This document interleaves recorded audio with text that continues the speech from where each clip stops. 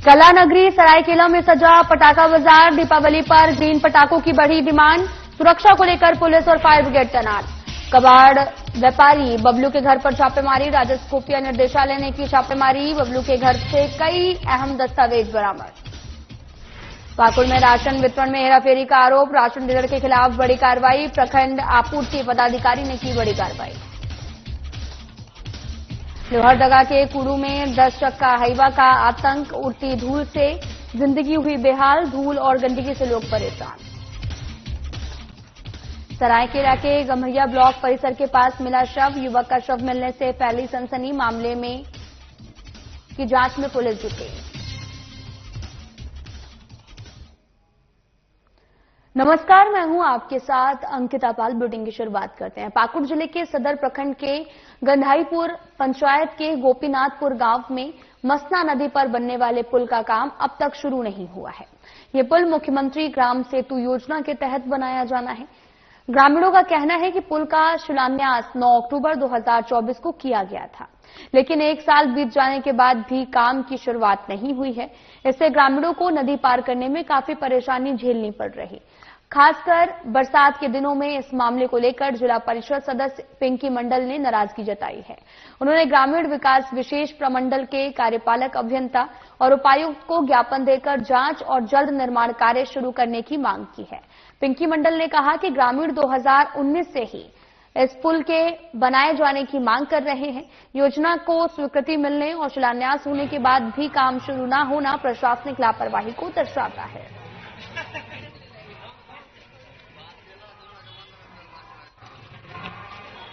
9/10/2024 को गोपीनाथपुर में पुल का शिलान्यास हुआ था। आज तक काम शुरू नहीं हुआ है। क्या कारण है? विभाग क्यों नहीं बता पा रहा है? किस कारण की वजह से आज गोपीनाथपुर में पुल का शिलान्यास होने के बाद भी क्यों नहीं काम शुरू हुआ है? ये सरकार की नाकामी है, जिला प्रशासन का लापरवाही है। एक तरफ जो है डीसी सर शहर का सुंदरीकरण कर रहे हैं, करोड़ रुपया खर्चा कर रहे हैं, और एक तरफ शिलान्यास होने के बाद भी योजना धरातल में नहीं आती है। अगर ऐसा ही चलता रहेगा तो 15 दिन के अंदर अगर काम शुरू नहीं होता है पुल का, तो 16 दिन के दिन हम धरना पे बैठेंगे डीसी सरकार कार्यालय के सामने। क्रांतिकारी इस्पात मजदूर संघ समृद्ध हिंद मजदूर सभा के कोक ओवन, ब्लास्ट फर्नेस और ट्रैफिक विभाग के संपूर्ण हड़ताल नोटिस के आलोक में सहायक श्रमायुक्त धनबाद के संज्ञान पर सहायक श्रमायुक्त कार्यालय पर चली मैराथन त्रिपक्षीय बैठक में आखिरकार मजदूरों को न्याय मिला है। दोपहर 3 बजे से प्रारंभ हुई मीटिंग रात के 8:30 बजे समाप्त हुई है। मीटिंग में प्रबंधन की ओर से मुख्य महाप्रबंधक कोक ओवन, मुख्य महाप्रबंधक ब्लास्ट फर्नेस और मुख्य महाप्रबंधक ट्रैफिक विभाग, महाप्रबंधक मानव संसाधन और सहायक महाप्रबंधक मानव संसाधन औद्योगिक संबंध और मजदूर यूनियन प्रतिनिधि के रूप में क्रांतिकारी इस्पात मजदूर संघ समृद्ध हिंद मजदूर सभा के महामंत्री सह सदस्य एनजेसीएस राजेंद्र सिंह के अलावा यहां पर तीनों विभागों के दर्जनों मजदूर उपस्थित थे। सहायक श्रमायुक्त के समक्ष हुए त्रिपक्षीय वार्ता की जानकारी के लिए संघ के प्रधान कार्यालय जनव्रत 9 में एक प्रेस वार्ता का आयोजन किया गया। प्रेस वार्ता में पत्रकार बंधुओं को संबोधित करते हुए सिंह ने बताया कि वार्ता पूर्णतया सफल रही। हड़ताल नोटिस में उठाए गए मुद्दों पर बिंदुवार स्पष्ट निर्णय हुआ है।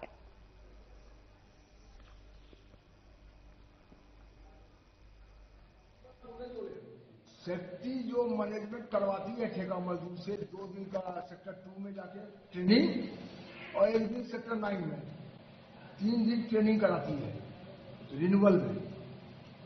सबसे कितना दुर्भाग्य है कि मजदूर 3 दिन का अगर ट्रेनिंग करता है और 3 दिन का पैसा मजदूर को नहीं मिलता है। ट्रेनिंग मैनेजमेंट करवाती है और पैसा मजदूर को नहीं मिलता है। ये एग्रीमेंट में आ गया है। 3 दिन जो ट्रेनिंग करेगा उसका पैसा उसको मिलेगा, 3 दिन का वेज उसको पेमेंट होगा। जहां तक सेफ्टी का बात बोल रहे हैं, बोकारो हम बोल रहे हैं, तो यहाँ तो बाकी सभी सारे इंजन हैं। हम किसी के बारे में कुछ नहीं बोलते हैं, लेकिन हम ये जानते हैं कि बोकारो का सबसे बड़ी यूनियन और ताकतवर HLS है। तो में हम जो मतलब मैनेजमेंट का कुछ चलने उन्हें दे देंगे। कोडरमा के झुमरी तिलैया में Jharkhand educational and cultural development society के तत्वाधान में आश्रम रोड स्थित झारखंड विश्वविद्यालय महाविद्यालय में दीपोत्सव कार्यक्रम का शुभारंभ शिक्षाविद, समाजसेवी और सोसाइटी के सचिव डॉक्टर DN मिश्रा द्वारा किया गया। साथ ही उनके द्वारा प्रेस कॉन्फ्रेंस कर बताया गया कि ऑनर्स स्तर की पढ़ाई को लेकर कॉलेज को मान्यता मिल गई है। साथ ही मास्टर ऑफ लॉ की पढ़ाई जल्द कॉलेज में शुरू होने की संभावना है। वहीं उन्होंने ये भी कहा कि झारखंड सरकार द्वारा जांचोपरांत कॉलेज के काफी सरल तरीके अप्रूवल की चिट्ठी जो है वो कॉलेज को भेजती है, जो कि सराहनीय पहल है।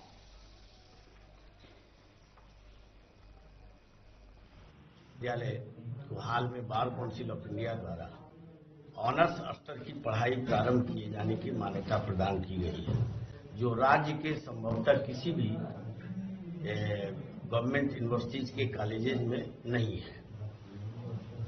एक उपलब्धि हमारी ये हुई, लेकिन हम इसको उपलब्धि नहीं मानते हैं। ये आप लोग का प्यार और स्नेह यहाँ का है कि जो विद्यार्थी का देन है कि अच्छी तरीके से पढ़ाई किए, डिग्रियां लिए, जिसके चलते बार काउंसिल ने मानदंडों पर खड़ा उतरने पर ये प्रदान किया। दूसरी चीज है कि हम लोग शीघ्र ही मास्टर ऑफ लॉ की पढ़ाई प्रारंभ कराने के लिए विभिन्न जो स्टेचुटरी स्टेप्स है वो हम लोग ले चुके हैं। साहिबगंज में फिर एक बार राजस्व खुफिया निर्देशालय यानी कि DRI की दबिश देने को मिली है। जानकारी के अनुसार जिले के नगर थाना क्षेत्र के बंगाली टोला पर स्थित बबलू कबाड़ी के घर पर राजस्व खुफिया निर्देशालय ने छापेमारी की। वहीं DRI की टीम के द्वारा बबलू कबाड़ी के घर की तलाशी ली गई। DRI की टीम ने घर से कई अहम दस्तावेज भी बरामद किए। करीब 1 घंटे की छापेमारी के बाद में जांच और पूछताछ के लिए DRI की टीम ने 2 महिला को हिरासत में लेकर नगर थाना पहुंची।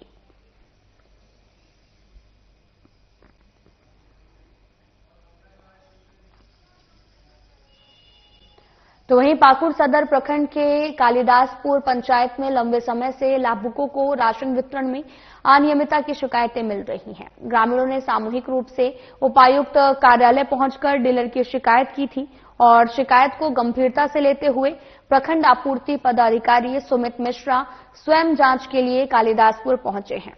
जांच के दौरान उन्होंने जन वितरण प्रणाली केंद्र में कई अनियमितताएं मिली हैं। लाभुकों के बयान और उपलब्ध रजिस्टरों की जांच के बाद यह स्पष्ट हो गया कि राशन वितरण में हेराफेरी की जा रही है और प्रखंड आपूर्ति पदाधिकारी ने बताया कि जांच में डीलर सुनील टुडू पर लगे आरोप सही पाए गए हैं। इस संबंध में उन्होंने डीलर के खिलाफ मुफस्सिल थाना में प्राथमिकी दर्ज कराने के लिए आवेदन दिया। उन्होंने कहा कि सरकार गरीबों और जरूरतमंदों को सस्ते दर पर अनाज उपलब्ध कराने के लिए जन वितरण प्रणाली चला रही है, लेकिन कुछ लोग इस व्यवस्था में गड़बड़ी कर इसका दुरुपयोग कर रहे हैं। ऐसे लोगों के खिलाफ अब सख्त कार्रवाई की जाएगी ताकि आगे कोई भी लाभुक के हक से खिलवाड़ न कर सके। उनका जो कंप्लेन आ रहा था कि कार्डधारियों को सही समय में विक्रेता के द्वारा राशन उपलब्ध नहीं कराया जाना, साथ ही आपका अंगूठा लेते हुए उसको राशन नहीं देना। कालिदासपुर पंचायत के सुनील टुडू नाम के विक्रेता हैं। तो प्रथम दृष्टिया हम लोगों ने जांच किया। जांच करने के बाद काफी हद तक शिकायत जो है सही पाया। इसी क्रम में उनके गोदाम का भी स्टॉक वगैरह जांच किया गया, जिसमें उनका जो स्टॉक था उसके अनुरूप जो है उनके गोदाम में खाद्यान्न प्राप्त नहीं हुआ, जिस कारण कल दिनांक 17/10/25 को हमारे जिला के बड़ी पदाधिकारियों के आदेशानुसार हमने प्राथमिकी दर्ज मुफस्सिल थाना में करवा दिया है। उसका आवेदन दे दिया है। संभवतः उनके ऊपर प्राथमिकी दर्ज होगी और आगे की कार्रवाई भी हम लोग जो खाद्यान्न वसूली का कार्य है उसको भी हम लोग करवाएंगे। धनतेरस के मौके पर शनिवार को बोकारो और चास के बाजारों में सुबह से देर शाम तक रौनक रही। एक अनुमान के मुताबिक इस बार चास बोकारो में 300 करोड़ से अधिक का कारोबार हुआ। नगरवासियों ने जमकर खरीदारी की। ग्राहकों का उत्साह भी चरम पर रहा। सुबह 10 बजे से ही बाजार में चहल पहल शुरू हो गई। शाम होते होते दुकानों में ग्राहकों की भीड़ भी उमड़ने लगी। बाजारों में भीड़ को देखते हुए सुरक्षा के पूरे इंतजाम किए गए। बाजार सजने के कारण लोगों को जाम से परेशानी भी हुई। बोकारो के ऑटो डीलरों के मुताबिक धनतेरस पर 1500 से अधिक गाड़ियां भी प्री बुकिंग हुई है।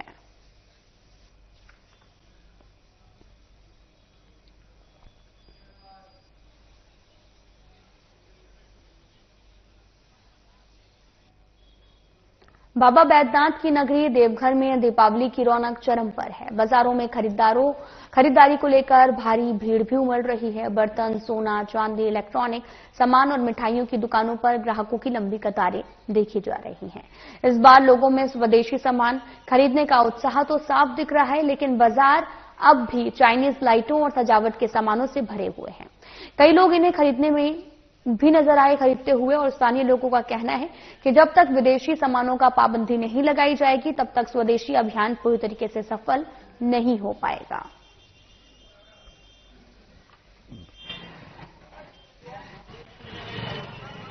इस समय प्रधानमंत्री ने जो कहा है कि स्वदेशी अपनाइए, इसमें स्वदेशी लाइट अभी चल रही है अच्छे से। ग्राहक भी जागरूक होकर स्वदेशी मांग रहे हैं, चाइना आइटम नहीं है। इसमें सब वार्म लाइट है, ये सब हमारे भारत की बनी हुई चल रहे हैं। कैंडल चल रहा है जो स्वदेशी है पूरी तरह से, और ग्राहक उत्सुकता से वही मांग रहे हैं कि मुझे स्वदेशी चाहिए, चाइना का नहीं चाहिए। सर, धनतेरस में किस तरह का बिक्री रहा है? अच्छा है, हर्षोल्लास के साथ चल रहा है, बढ़िया है। ग्राहक में चल रहा है कि हमको खरीदना है, कुछ ना कुछ खरीद के आए हैं बाजार में तो लेके ही जाना है।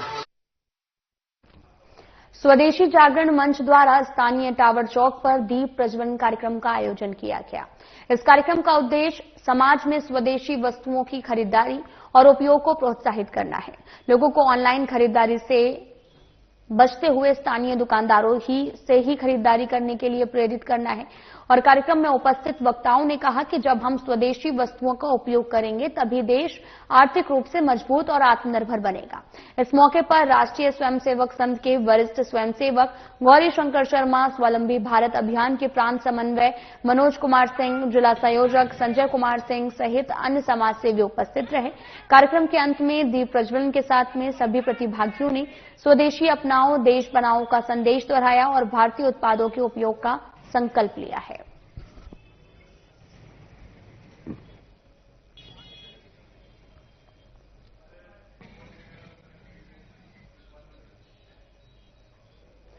तो वहीं लोहरदगा जिला के कुड़ू शहरी क्षेत्र में इन दिनों तेज रफ्तार और ओवरलोडेड 10 चक्का हाईवा वाहनों का आतंक देखने को मिल रहा।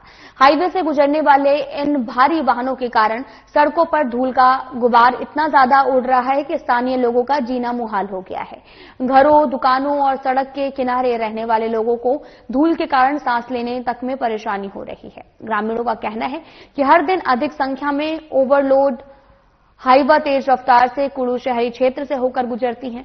इनसे उड़ती धूल ने वातावरण को प्रदूषित कर दिया है, जिससे अस्थमा, खांसी, आंखों में जलन और फेफड़ों की गंभीर बीमारियों का खतरा बढ़ गया है।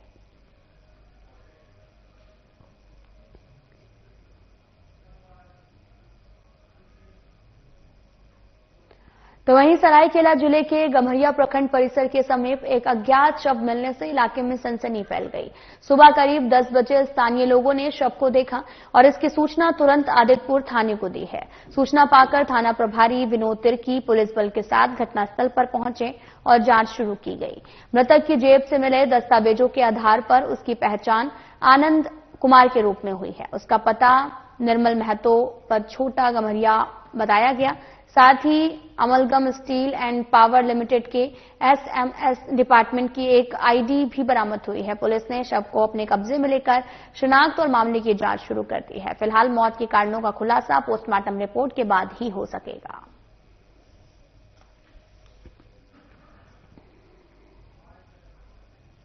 हाँ, सूचना प्राप्त हुई कि गम्हरिया ब्लॉक की जस्ट एफसीआई गोदाम के पीछे तालाब की तरफ जाने वाले रोड पर एक डेड बॉडी का मिलने की सूचना प्राप्त हुई थी।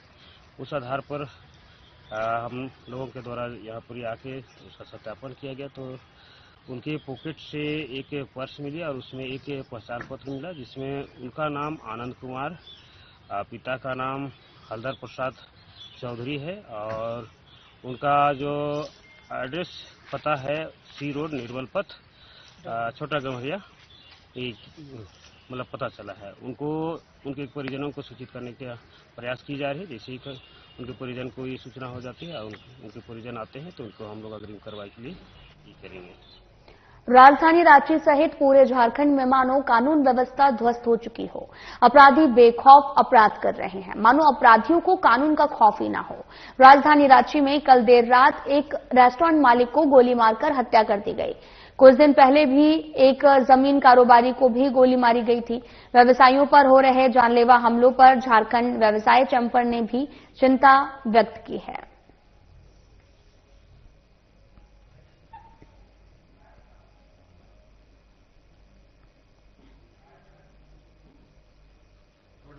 रेस्टोरेंट संचालक की बेखौफ ने गोली मारकर हत्या कर दी। मैं समझता हूं कि राज्य के हेमंत सोरेन सरकार को एक बार जागने की आवश्यकता है। हालांकि सोए रहने का बहाना कर रहे हैं, वो उनके नाक के नीचे सब कुछ हो रहा है, लेकिन आज तक अपराधियों पर इस तरह से लगाम नहीं लगाई गई। उनके मन में खौफ उत्पन्न हो। आए दिन जिस तरह से किसी की गोली मार के हत्या कर देना, रंगदारी के लिए उनको फोन करना, उन पर दबाव बनाना, किसी के घर में घुस के गोलीबारी करना, एक रूटीन सा हो गया है। लेकिन हेमंत सोरेन की सरकार जिस तरह से विफल रही है, महिला सुरक्षा का मामला हो या आदिवासी बहनों के साथ बलात्कार का विषय हो, जिस तरह से युक्ति साधे रहते हैं, इस बात को लेकर संशय होता है कि इतनी बहुमत देने के बाद भी ये सरकार सोई हुई क्यों। इसलिए जनता अपेक्षा करती है कि कार्रवाई करे। भारतीय जनता पार्टी अपराधियों पर सख्त कार्रवाई की तत्पर है, हम उनके साथ खड़े। कल घटना घटी है वो दुखद है और जिस तरह से अपराधी इस तरह के काम को अंजाम दे रहे हैं, लगातार पुलिस जो है दबिश देने की कोशिश कर रही है। लॉ एंड ऑर्डर से जो भी खिलवाड़ करेगा उसे बर्दाश्त नहीं किया जाएगा और अगर इस तरह की घटना लोग करते हैं तो कतई बर्दाश्त नहीं किया जाएगा। कानूनी कार्रवाई उस पर होगी ही होगी और ऐसी कार्रवाई होगी जैसे वो कभी दोबारा इस तरह की घटना, इस तरह के कार्य करने के लिए सोच भी नहीं सकता है। रांची पुलिस बहुत मजबूत है और अपराधियों को दौड़ा दौड़ा करके पकड़ रही है और मार भी रही है। ये आप देख रहे होंगे। अगर कोई किसी तरह की कोई बात करता है तो वो बेफजूल है। हाल के दिनों में आपने देखा होगा कि किस तरह से जो गैंग है, गुंडों का, बदमाशों का, उसको पकड़ पकड़ करके दौड़ा दौड़ा करके मारा है। तो जो भी इस तरह का काम करेगा वो बच नहीं सकता है, उसको उसी अंदाज में जवाब दिया जाएगा। बीती रात रेस्टोरेंट मालिक की गोली मारकर बदमाशों ने हत्या कर दी। इस हत्या के विरोध में स्थानीय लोगों ने काके रोड को पूरी तरीके से जाम कर दिया। मौके पर काके थाना प्रभारी ने पहुंचकर स्थानीय लोगों को समझा बुझाकर जाम हटाया। वहीं स्थानीय लोगों ने बताया कि पुलिस ने 24 घंटे के भीतर अपराधियों को गिरफ्तार करने की बात कही है।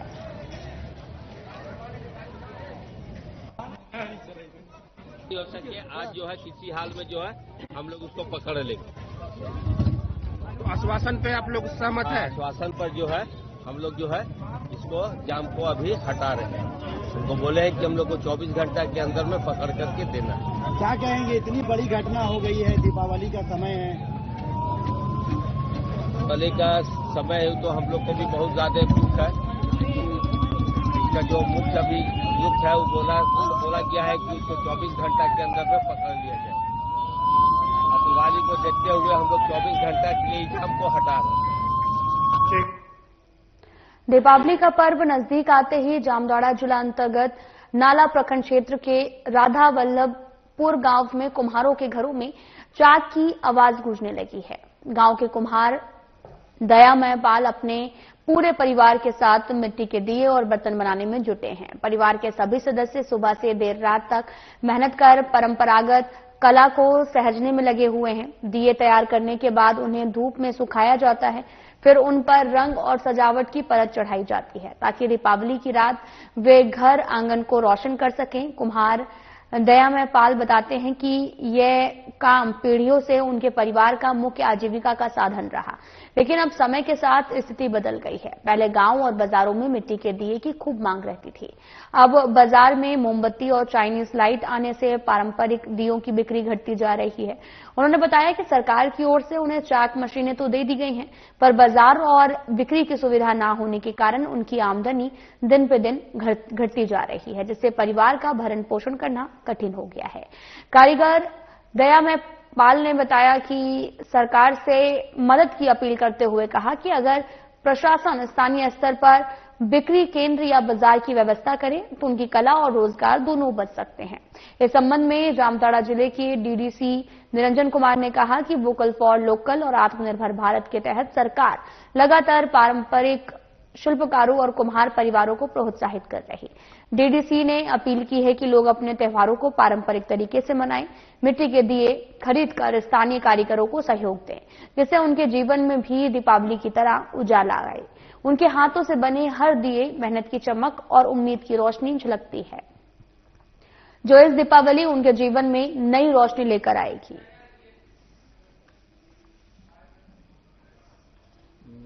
दिया का काम करता है, मिट्टी बासन करता है, घेला वेला सामना सामनी दिखता है, नोला गोरांडी जामुड़िया इधर अच्छा दाम नहीं मिल रहा है,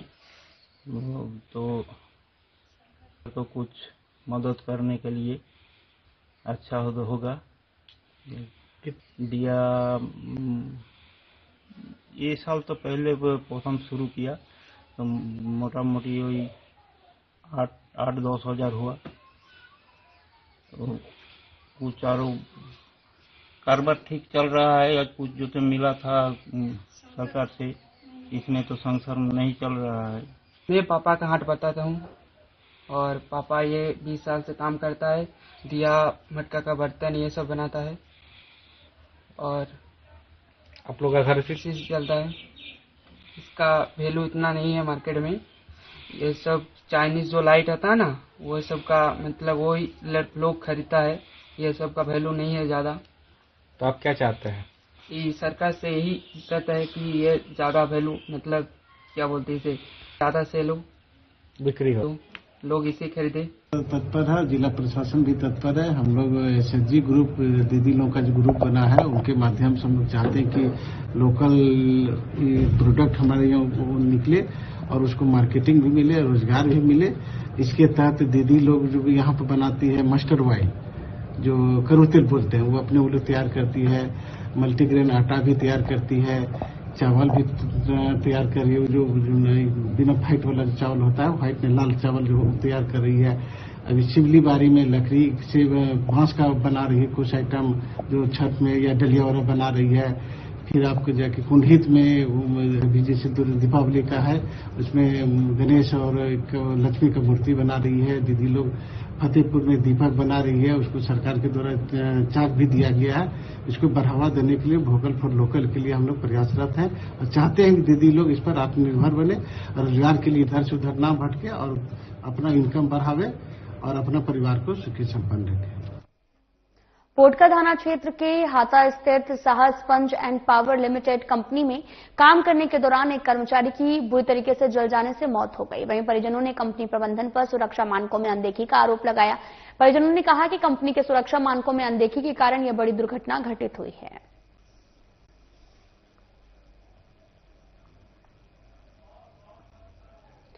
तो आपको बताते चले कि 70% से ज्यादा राजेंद्र कुमार उपाध्याय जल चुके हैं और वहीं कंपनी प्रबंधन इस मामले में लीपापोती करने में लगी है और उचित मुआवजा मिलना चाहिए। 10 अक्टूबर को यह घटना कंपनी परिसर में घटित हुई, जिसे इलाज के लिए टाटा मेन अस्पताल लाया गया। अस्पताल में राजेंद्र कुमार उपाध्याय का निधन हो गया और जोहार झारखंड श्रमिक महासंघ के महामंत्री राजीव पांडे ने कहा कि कंपनी प्रबंधन की लापरवाही की वजह से यह घटना घटित हुई। प्रबंधक के द्वारा सुरक्षा मानकों में अनदेखी की गई। कंपनी के ऊपर प्रशासन कड़ी कार्रवाई करे और पीड़ित परिवार को उचित मुआवजा मिले। कोडरमा थाना क्षेत्र के लोकाई में ब्लूस्टोन माइंस के पास पेड़ से संदिग्ध स्थिति में फांसी के फंदे से लटका हुआ एक युवक का शव कोडरमा थाने से पुलिस ने बरामद किया है और जिसकी पहचान सोनू कुमार उर्फ उम्र जो है वो 24 साल बताई जा रही, पिता गोविंद साय ग्राम लोकाई थाना कोडरमा निवासी के रूप में हुई है। उनके परिजनों के अनुसार सोनू कुमार की हत्याकार शव को फांसी के फंदे में लटका दिए जाने की आशंका जताई। फिलहाल कोडरमा पुलिस टेक्निकल सेल्स की मदद से सभी पहलुओं से जांच कर रही है। रात भर तलाशी में रहे, यहाँ वहाँ खोजते खाते कहीं पता नहीं चला। तो फिर भोरे पता चला ऐसे कि यहाँ गाछ में टांग दिया गया है। तो गला में रस्सी बांध के टांग दिया। तो किसी से कोई तरह का दुश्मनी वगैरह या फिर कुछ है? दुश्मनी ऐसे थोड़ी नहीं। झारखंड के गोड्डा जिले के सुंदर पहाड़ी प्रखंड के डाहू बेड़ा गांव से दर्दनाक हादसे की खबर सामने आई। गांव में बनी सीमेंट की पानी की टंकी अचानक से धंस गई, जिससे नीचे नहा रहे 5 से 6 साल के कई बच्चे उसकी चपेट में आ गए। हादसे में 2 मासूम बच्चों की मौके पर मौत हुई है, जबकि 3 बच्चे गंभीर रूप से घायल हो गए। सभी घायलों को स्थानीय लोगों की मदद से गोड्डा सदर अस्पताल भेजा गया है, जहां उनका इलाज जारी है। घटना के बाद पूरे गांव में मातम है, परिजनों का रो रो कर बुरा हाल है। प्रशासन और पुलिस मौके पर पहुंचकर जांच में जुट गई है। जिला उपायुक्त और पुलिस अधीक्षक खुद अस्पताल पहुंचकर मृतकों के परिवार को सांत्वना दे रहे हैं, साथ ही घायलों के उचित इलाज के लिए तत्पर दिखे। ग्रामीणों का कहना है कि ये पानी की टंकी काफी पुरानी थी और दीवारों में दरारें भी दिख रही थी, लेकिन उसकी मरम्मत नहीं कराई गई थी।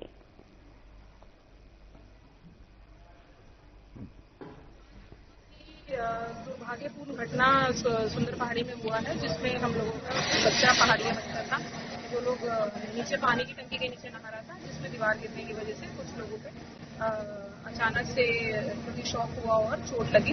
तो 2 हम लोगों की अभी तक कैजुअलिटी हैं। 2 बच्चा हमारा नॉर्मल है, जो माइनर उसमें इंजरी है, और उसके अलावा 1 बच्चा थोड़ा सा क्रिटिकल कंडीशन है, जिसको हम लोग भागलपुर मेडिकल कॉलेज में जो डॉक्टर्स की सलाह है उस हिसाब से भेजने के लिए हम लोगों ने तैयारी कर लिया है। फिलहाल बुलेटिन में इतना ही। नमस्कार।